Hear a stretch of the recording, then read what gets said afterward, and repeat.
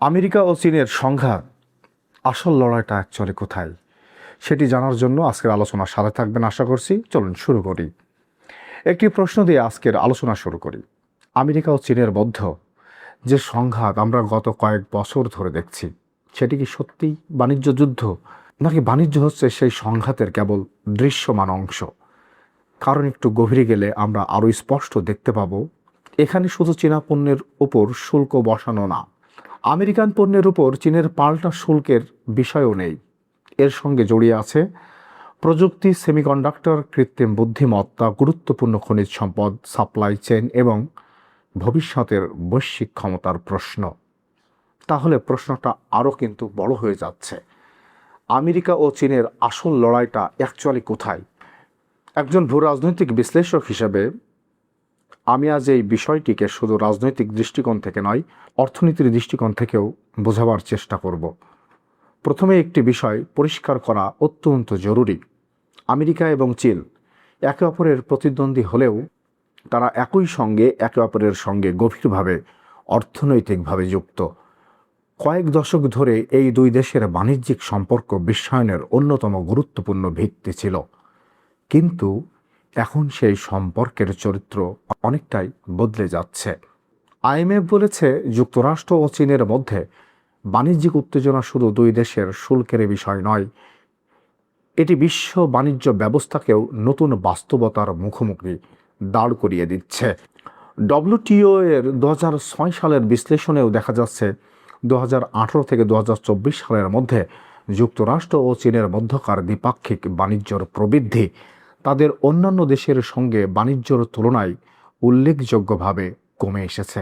অর্থাৎ আমরা যে পরিবর্তনটি দেখছি সেটি শুধু রাজনৈতিক বক্তব্যের পরিবর্তন নয়, বাণিজ্যর মানচিত্রও ধীরে ধীরে পরিবর্তিত হয়ে যাচ্ছে। এটাই এখন চরম বাস্তবতা চীন এবং আমেরিকার মধ্যকার সম্পর্কের ক্ষেত্রে। এখন আসি প্রথম এবং সবচেয়ে গুরুত্বপূর্ণ একটি প্রশ্নে, খুব মনোযোগ সহকারে শুনবেন। কেন আমেরিকা চীনকে নিয়ে এত চিন্তিত? এর উত্তর শুধু চীনের রপ্তানি নয়, এর উত্তর হলো চীন এখন এমন অনেক শিল্পে শক্তিশালী হয়ে উঠছে যেগুলো ভবিষ্যতের অর্থনৈতিক এবং কৌশলগত ক্ষমতার সঙ্গে সরাসরি সম্পর্কিত, যা আমেরিকার মাথা ব্যথার আরেকটি অন্যতম কারণ। আপনি ইলেকট্রনিক ভেহিকলের কথা বলেন, solar technology, battery, rare earth এবং সবচেয়ে গুরুত্বপূর্ণ অ্যাডভান্স টেকনোলজি ও সেমিকন্ডাক্টর। কারণ আজকের পৃথিবীতে সেমিকন্ডাক্টর শুধু একটি ইলেকট্রনিক কম্পোনেন্টই নয়, এটি আধুনিক অর্থনীতির অন্যতম ভিত্তি। আপনার হাতে থাকা স্মার্টফোন থেকে শুরু করে গাড়ি, ডেটা সেন্টার, আর্টিফিশিয়াল ইন্টেলিজেন্স এবং অ্যাডভান্সড ওয়েপন সিস্টেম, সব কিছুর সঙ্গেই সেমিকন্ডাক্টর ওতপ্রোতভাবে জড়িত। তাই যে দেশ ভবিষ্যতের অত্যাধুনিক সেমিকন্ডাক্টর ইকোসিস্টেমের উপর বেশি বেশি নিয়ন্ত্রণ প্রতিষ্ঠা করতে পারবে, তার অর্থনৈতিক ও কৌশলগত ক্ষমতাও অন্য যে কোনো দেশের তুলনায় অনেক বেশি গুণ এগিয়ে যাবে। এটা কিন্তু অত্যন্ত স্বাভাবিক একটা ব্যাপার। আর এখানেই বাণিজ্য নীতি ধীরে ধীরে ন্যাশনাল সিকিউরিটি পলিসিতে পরিণত হচ্ছে। এখন একটু অর্থনীতির ভাষায় বিষয়টি দেখি। ধরুন একটি দেশ এমন একটি প্রযুক্তি তৈরি করলো যা অন্য একটি দেশের অর্থনীতির জন্য অত্যন্ত গুরুত্বপূর্ণ। যদি সেই প্রযুক্তির সাপ্লাই সীমিত করে দেওয়া যায়, তাহলে সরাসরি কোনো যুদ্ধ না করেও প্রতিপক্ষের উৎপাদন ক্ষমতা ধীর করে ফেলা সম্ভব, কিংবা পুরোপুরি ধসিয়ে দেওয়াও সম্ভব। এটার নামই হচ্ছে আধুনিক জিও ইকোনমিক্স। এর একটি গুরুত্বপূর্ণ দিক অর্থনীতিকে ব্যবহার করে ভূ রাজনৈতিক লক্ষ্য হাসিল করা, এবং পৃথিবীব্যাপী এটিরই প্রতিযোগিতা হচ্ছে। এ কারণেই tariff, export control, investment restriction কিংবা সাপ্লাই চেইন পলিসি এখন আর শুধুই অর্থনৈতিক নীতি নয়, এর সঙ্গে ন্যাশনাল সিকিউরিটিও ওতপ্রোতভাবে জড়িয়ে গেছে। এখন আসি ট্যারিফের কথায়। অনেকেই মনে করেন আমেরিকা চীনা পণ্যের উপর ট্যারিফ বসালো, অর্থাৎ চীনের ক্ষতি হলো। কিন্তু বিষয়টি এত সরল নয়। ট্যারিফ বসালেই চীনের অভূতপূর্ব ক্ষতি হয়ে যাবে, এটি কিন্তু এত সরল বিষয় নয়। একটি সহজ উদাহরণ দিই, তাহলে আপনার কাছে পুরো ব্যাপারটা পরিষ্কার হয়ে যাবে। ধরুন, চীনের একটি কোম্পানি আমেরিকার বাজারে $100 একটি পণ্য বিক্রি করছে। আমেরিকা সেই পণ্যের উপর অতিরিক্ত ট্যারিফ বসালো। তখন আমেরিকা সেই পণ্যের ল্যান্ডেড কস্ট বেড়ে যেতে পারে। এটা কিন্তু অত্যন্ত স্বাভাবিক। ফলে তিনটি জিনিস ঘটতে পারে, একদম তিনটা জিনিস। কি কি সেটা? আমেরিকান আমদানিকারক বেশি দাম দিতে পারে, অথবা চীনা উৎপাদক নিজের প্রফিট মার্জিন কিছুটা কমিয়ে দিতে পারে, অথবা শেষ পর্যন্ত ভোক্তাকে বেশি দাম দিতে হতে পারে। বাস্তবে এই তিনটির মিশ্রণও হতে পারে, এবং সেটিই হয় অনেক ক্ষেত্রে। তাই ট্যারিফ মানেই চীন টাকা দেবে এমন সরল সমীকরণ অর্থনীতিতে সবসময় কাজ করে না, এবং এটি ভাবাও অত্যন্ত বোকামি। আর এখানে আসে দ্বিতীয় সমস্যার কথা। জানেন সেটা কি? Supply chain. একটি দেশ যদি হঠাৎ সিদ্ধান্ত নেয় আমি আর চীন থেকে পণ্য নেব না, তাহলে কি পরদিনই অন্য একটি দেশ সেই উৎপাদন পুরোপুরি গ্রহণ করতে পারবে? আপনি কি মনে করছেন? চলুন আরেকটু গভীরে ঢুকি। এটির উত্তর হবে একেবারেই না। কারণ সাপ্লাই চেইন তৈরি হয় বছরের পর বছর ধরে একটি সুনিয়ন্ত্রিত উপায়ের মধ্য দিয়ে। কারখানা তৈরি করতে হয়, শ্রমিক প্রশিক্ষণ দিতে হয়, সাপ্লায়ার নেটওয়ার্ক তৈরি করতে হয়, পোর্ট ও লজিস্টিক ইনফ্রাস্ট্রাকচার গড়তে হয়, এবং একই মানের র ম্যাটেরিয়ালস ও কম্পোনেন্টস পাওয়ার ব্যবস্থাও কিন্তু করতে হয়। IMF এর 2026 সালের একটি বিশ্লেষণে দেখা গেছে যুক্তরাষ্ট্র চায়না সাপ্লাই চেইন পুরোপুরি পুনর্গঠন করতে কয়েক বছর সময় লাগতে পারে। তাহলে আমরা বুঝতে পারলাম সাপ্লাই চেইন এক দুদিনে গড়ে ওঠার বিষয় নয়, অর্থাৎ বিশ্বায়ন ভাঙা একটি সুইচ চাপার মতো বিষয় নয়। এটি একটি দীর্ঘ এবং ব্যয়বহুল প্রক্রিয়া। এখন প্রশ্ন হচ্ছে, যদি আমেরিকা এবং চীন এত গভীরভাবে পরস্পরের সঙ্গে যুক্ত থাকে, তাহলে তারা কেন একে অপরের উপর চাপ বাড়াচ্ছে? এই প্রশ্নটা আসলে কিন্তু অত্যন্ত স্বাভাবিক। এর উত্তর হলো পারস্পরিক নির্ভরতা এখন একই সঙ্গে শক্তি এবং দুর্বলতা দুটি প্রকাশ করে থাকে। সেটি কিভাবে? আমেরিকা চীনের বিশাল ম্যানুফ্যাকচারিং ইকোসিস্টেমের সুবিধা পেয়েছে, এটা সত্য। চীন আমেরিকার বিশাল কনজিউমার মার্কেটের সুবিধা পেয়েছে, এটিও তেমন দিবালোকের মতো সত্য। কিন্তু যখন দুই দেশ একে অপরকে স্ট্র্যাটেজিক কম্পিটিটর হিসেবে দেখতে শুরু করছে, ঠিক তখনই নির্ভরতার মধ্যেই একটা ঝুঁকি দেখা দিতে শুরু করেছে। আমেরিকা ভাবছে যে সাপ্লাই চেইন আমার জন্য গুরুত্বপূর্ণ, তার উপর যদি অন্য একটি প্রতিদ্বন্দ্বী দেশের অতিরিক্ত নিয়ন্ত্রণ থাকে, তাহলে সংকটের সময় আমার অর্থনীতি কতটা নিরাপদ? এ ভাবনাটা আসাটাও স্বাভাবিক। চীনও একইভাবে ভাবতে পারে যে প্রযুক্তি এবং বাজারের উপর আমার শিল্পের নির্ভরতা রয়েছে, সেটি যদি রাজনৈতিকভাবে সীমাবদ্ধ করা হয়, তাহলে আমার অর্থনীতির ভবিষ্যৎ কোথায় গিয়ে ঠেকবে? তার মানে দুটি পক্ষই কিন্তু নিজ নিজ জায়গা থেকে অত্যন্ত ভয়ের মধ্যে আছে। তাই এখন প্রশ্ন শুধু এখানে আটকে নেই যে কে সংস্থায় পণ্য তৈরি করবে। প্রশ্নটি হচ্ছে কে ভবিষ্যতের গুরুত্বপূর্ণ উৎপাদন ব্যবস্থা নিয়ন্ত্রণে নেবে। এখানেই আমরা পৌঁছে যাই তৃতীয় স্তরে, সেমিকন্ডাক্টরের কথা বলছি। কেন সেমিকন্ডাক্টর এত গুরুত্বপূর্ণ? আপনি যদি ভবিষ্যতের অর্থনীতিকে কল্পনা করেন, AI, robotics, autonomous vehicles, advance computing, data centres এবং মিলিটারি টেকনোলজি, প্রায় সব ক্ষেত্রেই অ্যাডভান্স চিপস অত্যন্ত গুরুত্বপূর্ণ। তাই চিপ সাপ্লাইয়ের উপর নিয়ন্ত্রণ প্রতিষ্ঠা করা মানেই শুধু একটি শিল্পের উপর নিয়ন্ত্রণ প্রতিষ্ঠা করা নয়, এটি ভবিষ্যতের প্রযুক্তিগত সক্ষমতার উপরও ব্যাপক আকারে প্রভাব বিস্তার করার শামিল। ঠিক এই কারণেই US চায়না সম্পর্কের মধ্যে টেকনোলজি রেস্ট্রিকশনস এত গুরুত্বপূর্ণ হয়ে উঠেছে। আর এখানেই ট্রেড ওয়ার ধীরে ধীরে টেকনোলজি কম্পিটিশনে রূপ নিচ্ছে। টেকনোলজি এত মারাত্মক ভূমিকা রাখছে এই ক্ষেত্রে, কিন্তু চীনের হাতেও কিছু গুরুত্বপূর্ণ শক্তি রয়েছে। কি সেই শক্তিগুলো? তার বিশাল ম্যানুফ্যাকচারিং বেজ আছে, বিশাল ডোমেস্টিক মার্কেট আছে, বিশ্বের বহু দেশের সঙ্গে বাণিজ্যিক সম্পর্ক রয়েছে, এবং কিছু গুরুত্বপূর্ণ স্ট্র্যাটেজিক মিনারেলস এবং ইন্ডাস্ট্রিয়াল ইনপুটসের সাপ্লাই চেইন, এক্ষেত্রেও তাদের অবস্থান পুরো পৃথিবীতে অত্যন্ত বলিষ্ঠ। সেজন্য এটিকে একতরফা খেলা বলা অত্যন্ত ভুল হবে। আমেরিকার কিছু শক্তি আছে, ঠিক তেমনি চীনেরও কিছু শক্তি আছে, এবং উভয় দেশই জানে অতিরিক্ত সংঘাত হলেই উভয়ের অর্থনৈতিক ক্ষতি অনস্বীকার্য। চরম মূল্য দিতে হবে দুটি দেশকেই। এ কারণেই দুই দেশের সম্পর্কে শুধু যুদ্ধ বা বন্ধুত্ব এই দুই শব্দে ব্যাখ্যা করা যায় না, বরং একটিকে বলা যায় ম্যানেজড কম্পিটিশন, অর্থাৎ প্রতিযোগিতা থাকবে, চাপ থাকবে, দর কষাকষি থাকবে। ওরা জানে, দেশ দুটি কিন্তু এগুলো জানে, কিন্তু এমন পর্যায়ে না নেওয়ার চেষ্টাও থাকবে যেখানে গেলে উভয় দেশের অর্থনীতি নিয়ন্ত্রণ ক্ষমতার বাইরে চলে যায় এবং ক্ষতিগ্রস্ততার মুখে পড়ে।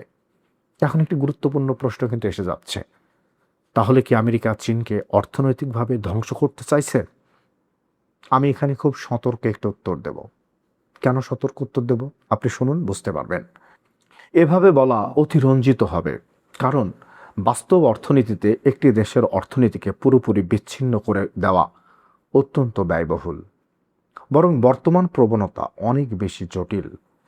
কিছু সেন্সিটিভ টেকনোলজিতে রেস্ট্রিকশনস, কিছু স্ট্র্যাটেজিক ইন্ডাস্ট্রিতে প্রোটেকশন, কিছু চাইনিজ ইম্পোর্টসের ওপর ট্যারিফ, সাপ্লাই চেইন ডিভার্সিফিকেশন এবং গুরুত্বপূর্ণ ক্ষেত্রে ন্যাশনাল সিকিউরিটি এর কারণে ইকোনমিক ডিপেন্ডেন্স কমানোর চেষ্টা, সব কিছুই একসঙ্গে চলছে। অর্থাৎ লক্ষ্য যদি হয় সম্পূর্ণ ডিকোপলিং, তাহলে সেটি হবে অত্যন্ত কঠিন। কিন্তু লক্ষ্য যদি হয় ডিরিস্কিং, অর্থাৎ রিস্ক কমিয়ে আনা, স্ট্র্যাটেজিক ডিপেন্ডেন্স কমানো, তাহলে সেটি অনেক বেশি বাস্তবসম্মত। এই পার্থক্যটি অত্যন্ত গুরুত্বপূর্ণ। এখন আবার ফিরে আসি আমাদের মূল প্রশ্নে, তাহলে আসল লড়াইটা কোথায়? আমার বিশ্লেষণে এই সংঘাতের অন্তত 5টি স্তর রয়েছে। প্রথম স্তরটি হচ্ছে বাণিজ্য। কে কত পণ্য বিক্রি করবে, কে কত ট্যারিফ দিবে। দ্বিতীয় স্তর প্রযুক্তি, কে অ্যাডভান্স টেকনোলজিতে নেতৃত্ব দেবে। তৃতীয় স্তর উৎপাদন, ভবিষ্যতের ফ্যাক্টরি কোথায় থাকবে, চীনে, আমেরিকায়, নাকি ভারত, ভিয়েতনাম, মেক্সিকো, বাংলাদেশ সহ অন্যান্য দেশে ছড়িয়ে যাবে? প্রশ্ন কিন্তু এসে যাচ্ছে। চতুর্থ স্তর কৌশলগত সম্পদ, রিয়ার আর্থ এনার্জি এবং ক্রিটিক্যাল মিনারেলের সাপ্লাই চেইন কে নিয়ন্ত্রণ করবে। আর পঞ্চম, ভবিষ্যতের বৈশ্বিক ক্ষমতা।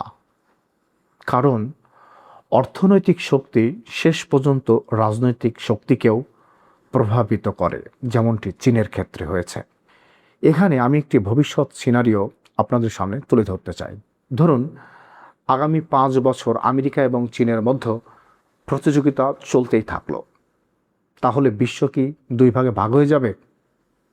সম্ভবত পুরোপুরি নয়, বরং আমরা হয়তো একটি ফ্র্যাগমেন্টেড গ্লোবালাইজেশন দেখতে পাবো। অর্থাৎ পৃথিবী গ্লোবাল থাকবে, কিন্তু সাপ্লাই চেইন হবে আরও ডিভার্সিফাইড। কোনো কোম্পানি হয়তো চীনে উৎপাদন রাখবে, কিন্তু একই সঙ্গে ভিয়েতনাম, ইন্ডিয়া, মেক্সিকো বা অন্য দেশেও তাদের প্রোডাকশন বেজ তৈরি করবে। অর্থাৎ একচ্ছত্র নিয়ন্ত্রণের ব্যাপারটা কিন্তু পুরোপুরি হুমকির মুখে চলে যাচ্ছে। একটি দেশ হয়তো আমেরিকার সঙ্গে সিকিউরিটি কোঅপারেশন করবে, কিন্তু চীনের সঙ্গে ট্রেডও চালিয়ে যাবে। অর্থাৎ একে অপরের সাথে একেবারে ইন্টারকানেক্টেড হয়ে পড়বে এই বিষয়গুলোতে। তার মানে হলো ভবিষ্যতের পৃথিবীতে দেশগুলোকে সবসময় আমেরিকা বা চায়না এই দুটি একটিকে বেছে নিতে হবে না, বরং তারা চেষ্টা করবে আমেরিকার সঙ্গে সিকিউরিটি, চায়নার সঙ্গে ট্রেড এবং নিজের অন্য স্ট্র্যাটেজিক অটোনমি। এই পরিবর্তনটাই বিশ্ব অর্থনীতির অন্যতম বড় গল্প হতে পারে সামনের দিনগুলিতে। আর এখানেই বাংলাদেশের জন্য একটি অত্যন্ত গুরুত্বপূর্ণ প্রশ্ন এসে যাচ্ছে। কি সেই প্রশ্নটি? আমেরিকা ও চীনের সংঘাত বাংলাদেশের জন্য কি শুধুই বিপদ? আমি বলবো না। কেন বিপদ নয়? কারণ হলো এখানে ঝুঁকি যেমন আছে, তেমনিভাবে যথেষ্ট সুযোগও আছে। যদি মাল্টিন্যাশনাল কোম্পানি চায়না-এর ওপর অতিরিক্ত নির্ভরতা কমাতে চায়, তাহলে তারা বিকল্প ম্যানুফ্যাকচারিং ডেস্টিনেশন খুঁজবে। বাংলাদেশের সামনে তখন সুযোগ তৈরি হতে পারে, কিন্তু সুযোগ নিজের থেকে আসে না। আমাদের দরকার competitive cost, reliable energy, better infrastructure, efficient ports, skilled workforce, policy stability এবং আন্তর্জাতিক বাজারের সঙ্গে আরও গভীর ইন্টিগ্রেশন। অর্থাৎ চায়না প্লাস ওয়ান স্ট্র্যাটেজি বাংলাদেশের জন্য সুযোগ তৈরি করতে পারে, কিন্তু সেই সুযোগকে অর্থনৈতিকভাবে বাস্তবতায় পরিণত করার সক্ষমতা বাংলাদেশের নিজের।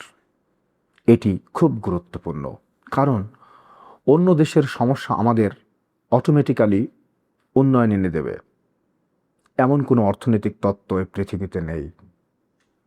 শেষ করার আগে আমি একটি বিষয় আপনাদেরকে বলতে চাই, সেটি হলো আমেরিকা ও চীনের সংঘাতকে যদি আমরা শুধু কে কাকে হারাবে এই প্রশ্ন দিয়ে দেখি, তাহলে আমরা বিষয়টির অর্ধেকও বুঝব না। আসল প্রশ্ন হলো বিশ্ব অর্থনীতি কোন দিকে ঝুঁকে যাচ্ছে।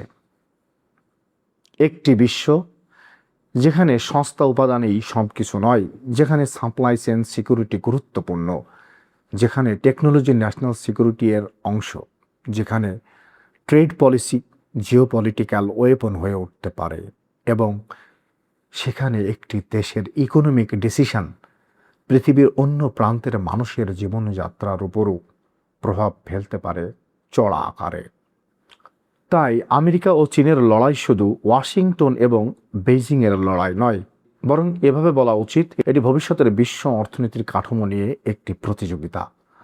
আর এই প্রতিযোগিতার সবচেয়ে বড় প্রশ্ন সম্ভবত কে জিতবে সেটি নয়, বরং এই প্রতিযোগিতার পরে পৃথিবীটা কেমন রূপ ধারণ করবে সেটাই এখন বড় প্রশ্ন।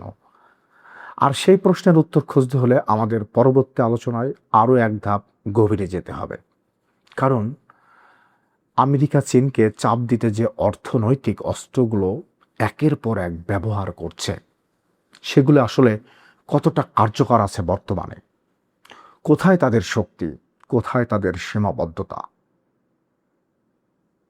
এবং সম্ভবত সবথেকে গুরুত্বপূর্ণ, একটি দেশকে যুদ্ধ না করেও অর্থনৈতিকভাবে কতটা চাপে রাখা সম্ভব। সেই প্রশ্নের উত্তর আমরা পরবর্তী পর্বে খুঁজব। সবসময় ভালো থাকুন, সুস্থ থাকুন। আর আমার বিশ্লেষণটি যদি আপনাদের ভালো লাগে, আমার পেজটি ফলো করে দেবেন অথবা আমার চ্যানেলটি সাবস্ক্রাইব করে দেবেন। সবসময় ভালো থাকুন, সুস্থ থাকুন। আপনাদের সকলের জন্য একটা শুভকামনা।